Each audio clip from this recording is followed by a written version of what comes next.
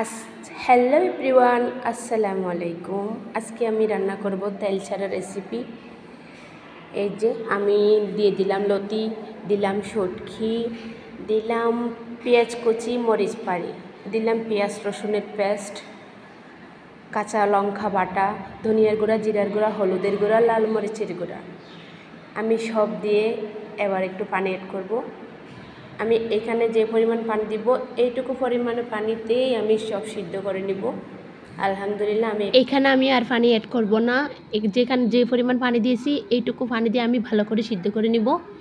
আমি এখন একটু লবণ অ্যাড করলাম, কারণ আমি লবণটা দিতে ভুলে গেছিলাম।